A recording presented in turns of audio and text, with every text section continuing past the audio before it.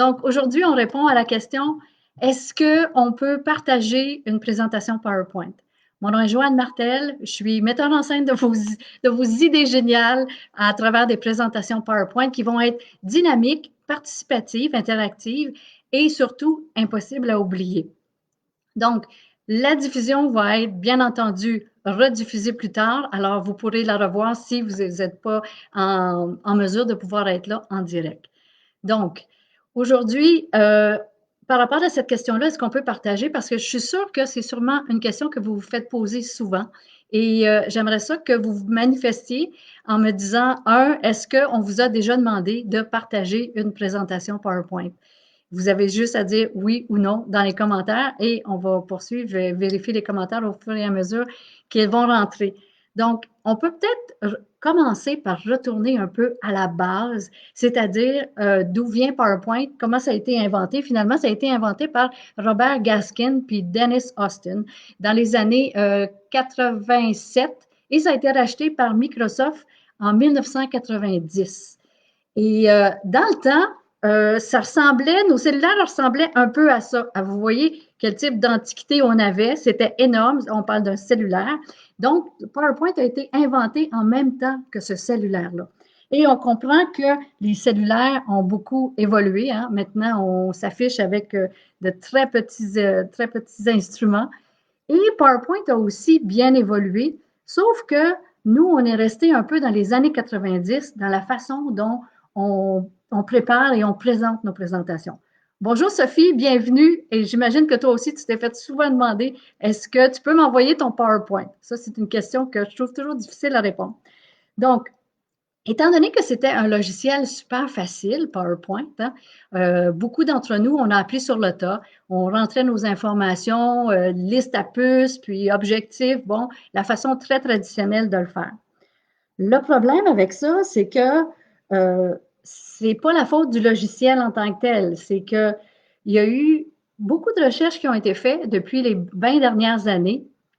Et ces recherches-là, on dirait qu'on n'est pas capable de faire le pont entre la recherche et l'application pratique. C'est un pont qui est très difficile à traverser et moi, ma mission, c'est justement d'amener du scientifique dans vos présentations PowerPoint. Donc, ce qu'on a trouvé, la conclusion par rapport à ces recherches-là qu'on a fait sur PowerPoint, c'est qu'on ne peut pas lire et écouter en même temps. Ça, c'est vraiment blindé au niveau des données probantes. Et d'ailleurs, j'ai fait une vidéo là-dessus. Vous pouvez aller le voir sur YouTube. C'est une vidéo qui explique vraiment toutes les bases scientifiques en arrière du on ne peut pas lire et écouter en même temps. C'est un 5 minutes hyper investi et je suis sûre que vous ne ferez plus jamais des présentations de la même façon après avoir vu ce vidéo-là. Donc, comme il y a un décalage important entre les recherches et les applications, moi, j'ai toujours fait une espèce d'analogie avec le théâtre documentaire. Parce que dans le théâtre documentaire, on interprète le réel en participant à l'éclairer. Donc, c'est un peu ce qu'on fait dans le cadre de présentation PowerPoint. Je ne sais pas si vous avez déjà vu la pièce de théâtre de Christine Beaulieu qui s'appelle J'aime Hydro. S'il y en a qui l'ont déjà vu, vous mettez oui dans les commentaires. J'aime Hydro, c'est une pièce de théâtre qui a été faite par Annie Soulard. Et ce que Christine Beaulieu a fait, c'est qu'elle est allée faire des recherches, elle a posé des entrevues, elle est allée faire beaucoup de documentation par rapport à Hydro-Québec et son implication au niveau des ressources naturelles. Donc, ça ressemble énormément à une présentation PowerPoint. Hein? On rassemble toutes nos données, toutes nos datas, on fait nos recherches, on s'arrange pour que ça soit bien fait et on met ça en scène à l'intérieur d'une présentation PowerPoint. Et c'est aussi un peu, je ne sais pas si vous écoutez des fois l'émission documentaire de le dimanche soir, Découverte, c'est aussi un peu le même principe. Ils présentent des images, il y a une narration, donc c'est la même façon que de présenter une présentation PowerPoint. Et c'est un petit peu aussi le même principe quand on regarde, on décide de mettre un livre vers un film. Est-ce que, d'après vous, on prendrait tout le texte qu'il y a dans le livre et qu'on le mettrait intégralement dans le film? Oui ou non? Je vous donne le temps de répondre. Sophie, je ne sais pas ce que tu en penses. Ça semble un petit peu utopique de penser que je vais prendre un livre comme Harry Potter, les 7 tomes, et que je vais mettre le texte intégral à l'intérieur du film comme tel. Et ça nous permet aussi de mieux comprendre pourquoi c'est si difficile d'écouter un film avec les sous-titres. Parce que lorsqu'on lit les sous-titres, on a de la difficulté à rentrer dans l'histoire, puis de voir le jeu des acteurs et de toute l'émotion qui est supposée de passer à travers ça. Donc, c'est un peu le même principe, encore une fois, dans le cadre d'une présentation. Et en plus, on sait que la recherche nous dit qu'on ne peut pas lire et écouter en même temps. Mais ça s'en vient là. Donc, j'imagine que vous me voyez venir. On ne peut pas lire et écouter. Donc, toutes les longues phrases, les longs paragraphes qu'on met dans nos présentations, il faut absolument éliminer ça. Parce qu'un PowerPoint, c'est là pour renforcer vos propos. Ce n'est pas là pour vous remplacer. Donc, si vous construisez vos PowerPoints de la façon dont moi je les enseigne, est-ce que vous croyez que vous pouvez partager ce document-là? Est-ce qu'il va être utile à quelqu'un? Un PowerPoint avec des images, avec des mots-clés, avec... Non. Et ce qui est important de comprendre, c'est quoi, qu'est-ce que ce n'est pas un PowerPoint dans le fond? Un PowerPoint, c'est pas un cours de lecture 101. Ça vous est sûrement déjà arrivé de participer à une présentation et que le présentateur est carrément tourné, il fait dos au public et il lit ses diapositives. Moi, ça me met hors de moi. Parce que j'ai juste envie de dire, garde là, envoie-moi là ton document, là, je vais aller chez nous avec un bon verre de vin, puis ça va être parfait.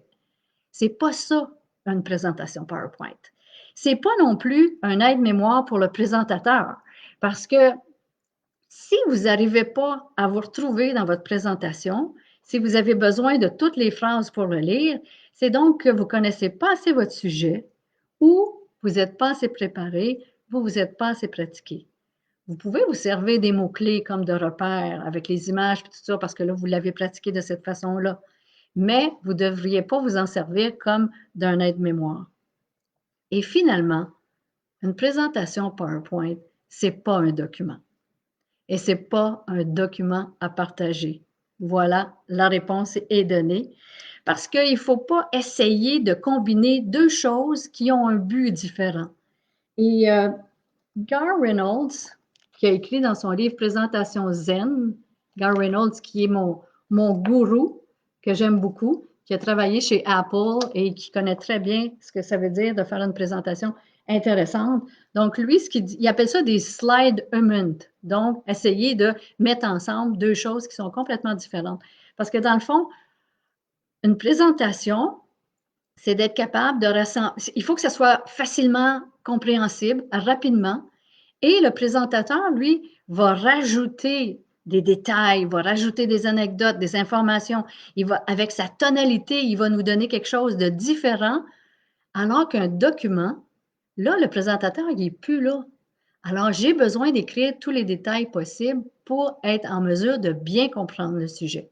Alors, vous voyez la différence entre les deux choses, un document et une présentation PowerPoint. Et il faut dire que si vous n'êtes pas là, vous avez bien fait votre présentation PowerPoint et quelqu'un vous demande de lui envoyer quand même, sachez que si vous n'êtes pas là, la présentation ne devrait pas être utile. Parce que juste des mots-clés ou des images, ça ne va pas l'aider à bien comprendre le sujet que vous voulez présenter. Donc, ça, c'est aussi très important. En fait, quand on essaye de faire un diapo document que j'appelle, c'est un peu courir après deux lièvres à la fois. On finit par développer une communication qui est ni efficace et ni intéressante. Donc, et l'autre chose importante aussi, c'est que quand on fait des présentations dans un congrès, et je suis sûre, Sophie, que ça t'est déjà arrivé, on fait des présentations et les gens nous demandent d'avance, le congrès, les administrateurs, de nous envoyer le PowerPoint. Et eux, ils rassemblent tous les PowerPoints du congrès et ils mettent ça dans une espèce de binder, de cartable, et ils remettent ça aux participants. Et c'est tellement pas efficace parce que si vous faites une présentation visuelle comme moi je l'enseigne, normalement, les gens, ça leur donnera absolument rien, votre présentation. Alors, ce que je recommande, c'est toujours d'envoyer soit un PDF ou un document Word qui va expliquer, qui va donner un résumé de votre présentation. Comme ça va inciter les gens à rentrer, à venir voir votre présentation parce que ça va être beaucoup plus dynamique et beaucoup plus intéressant. Donc, est-ce que ça veut dire que je dois toujours faire 2 documents? Pas nécessairement, pas toujours. Là, je vous donne 1 ou 2 trucs par rapport à ça. Dans le fond, lorsque vous avez vos anciennes présentations, vous pouvez les revisiter. Vous enlevez toutes les longues phrases et tous les longs paragraphes et vous les descendez dans la partie commentaires, la partie que les gens ne voient pas.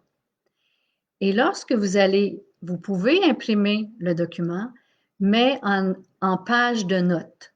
À ce moment-là, vous allez avoir votre diapo et les commentaires en dessous. Et ce que vous pouvez faire en termes de mise en page, c'est de rapetisser la diapositive et d'augmenter le texte ou vraiment de l'organiser pour que ça soit intéressant. Donc ça, c'est une première possibilité.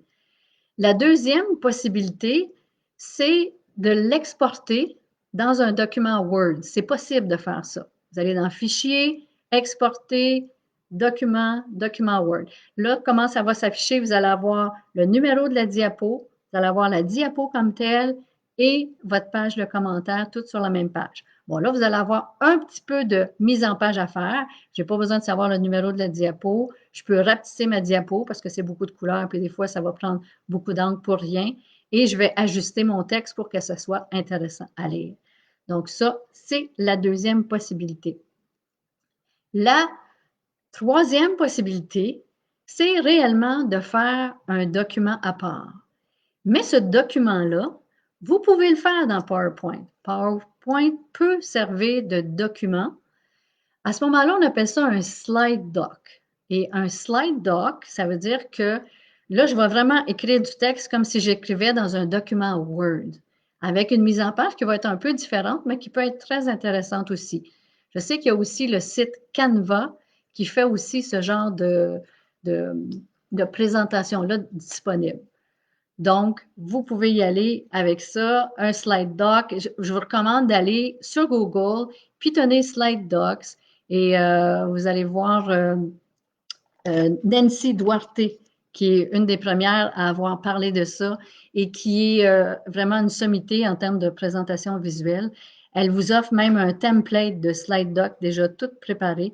Alors, vous avez juste à faire un copier-coller de vos notes et mettre un peu d'images parce que c'est toujours intéressant d'avoir un document avec des images et de pouvoir l'utiliser.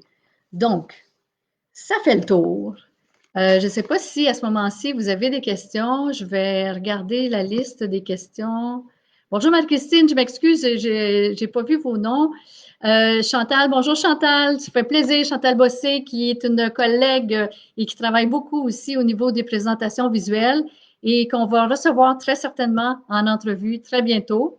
Donc, Chantal nous dit effectivement, on ne peut faire travailler nos diapositives pour présenter en réel et en faire un document, ce n'est pas possible. Par contre, on peut faire travailler notre fichier PowerPoint autrement pour qu'on y retrouve nos visuels et nos notes de documents. Un peu ce que je viens de vous expliquer. Et Sophie qui nous dit effectivement, si on présente et qu'on doit laisser un document, il est aussi possible de faire, ça c'est Marie-Christine, il est aussi possible de faire un PowerPoint narré. Ainsi, on laisse le loisir à la personne de prendre ses propres notes. Ça, on va pouvoir y revenir par rapport aux notes. Effectivement, si vous le présentez, mais encore là, c'est le même principe. Hein. Lorsqu'on présente, que ce soit en vidéo ou en rediffusion, l'idée de ne pas lire et écouter en même temps, si vous lisez les notes et que vous essayez d'écouter quelqu'un qui vous les narre en même temps, c'est extrêmement difficile.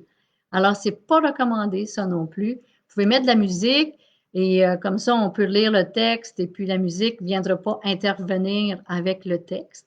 Mais de faire les deux en même temps, c'est peut-être pas une bonne idée. Je pense que l'idée de combiner avec les commentaires et la diapositive, c'est une meilleure idée au niveau de la prise de notes. Et, il y en a souvent qui me demandent aussi, est-ce que je devrais donner le document avant ou après ma présentation? Est-ce qu'il y en a qui ont une idée là-dessus? Est-ce que c'est préférable de le donner avant ou après? Je vais vous laisser quelques secondes pour y répondre. Il y a beaucoup de controverses par rapport à ça, mais encore ici, il y a de la documentation scientifique qui est capable de répondre à cette question-là et qui est beaucoup en lien aussi à de la façon dont on va développer, dont on va prendre les notes. Est-ce qu'on les prend à la main? Est-ce qu'on les prend à l'ordinateur? C'est des choses qui sont différentes. Mais ce qu'on recommande, c'est de le donner après. Effectivement, Sophie, je suis d'accord avec toi, c'est préférable de le donner après. En fait, vous pouvez le donner avant si vous avez un document bien étoffé et que vous voulez faire ce qu'on appelle du pre-training ou du pré-entraînement, mettons que vous présentez à un groupe, un cours particulier et les gens ne connaissent absolument pas le sujet.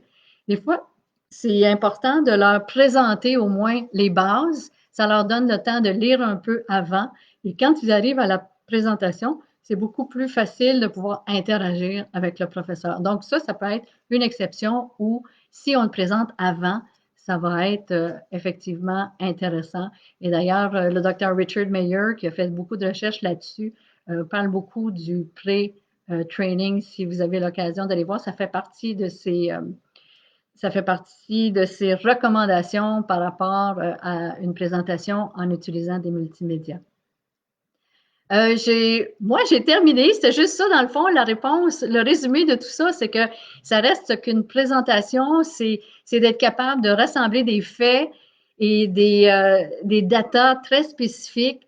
Et si on veut que les gens s'en souviennent bien, ben, il faut les mettre en scène avec des images, avec des histoires, des analogues, des exemples, puis être capable de faire une belle variation là-dedans pour que les gens puissent comprendre facilement, pour qu'ils puissent interagir avec vous, donc s'engager là-dedans et pour qu'ils puissent aussi s'en souvenir. Parce que s'ils ne s'en souviennent pas, ils ne seront pas capables de pouvoir mettre en œuvre les 3 actions que vous leur avez proposé de faire pour être capable de passer votre message dans le fond. Donc, c'est super important de s'en souvenir. Et pour être capable de s'en souvenir, ben, c'est important d'utiliser pas seulement des faits et des datas, parce qu'on sait que quand on prend des décisions, on se sert beaucoup de notre côté non rationnel, notre côté émotif. Alors, c'est pas une bonne idée de partager un PowerPoint de la façon dont moi je vous les enseigne, dans la mesure où si vous écrivez tous vos commentaires ou tout ce que vous dites dans la partie commentaires et que vous remettez les 2 parties à vos participants après, à ce moment-là, ça devrait être un document assez complet. Des questions? Est-ce que c'est quelque chose que vous vous attendiez? Est-ce que c'était ça ou est-ce que vous avez aimé cette présentation-là? Vous avez juste à dire oui, non dans le cadre des commentaires. Et puis, on va se laisser là-dessus juste pour vous dire que le vidéo va être aussi sur YouTube. Donc, vous allez pouvoir aller le visionner et le partager à partir de YouTube. La chaîne YouTube que j'ai, ça s'appelle Présenter autrement. Et il y a d'autres vidéos aussi que j'ai fait là-dessus qui pourront vous donner un coup de main. Il y a d'autres choses qui s'en viennent. Il y a un site web qui s'en vient. Il y a un blog qui s'en vient. Donc, on essaye de bâtir une communauté autour des présentations pour vraiment développer quelque chose de nouveau, quelque chose qui va être vraiment en lien avec toutes les données probantes, les données scientifiques. Merci à tous ceux qui ont participé aujourd'hui. Je suis désolée pour le problème technique du début. On va se reprendre. On se revoit dimanche prochain. Ça sera probablement sous la forme d'une vidéo dimanche prochain. J'essaie d'alterner live et vidéo. Et on verra bien là, comment on va pouvoir réinteragir ensemble. Si vous avez d'autres questions, laissez-les dans les commentaires. Ça va continuer à rouler. Et puis, je vous souhaite une bonne soirée et un bon dimanche. Merci à tous d'avoir participé. C'est super le fun. Bye!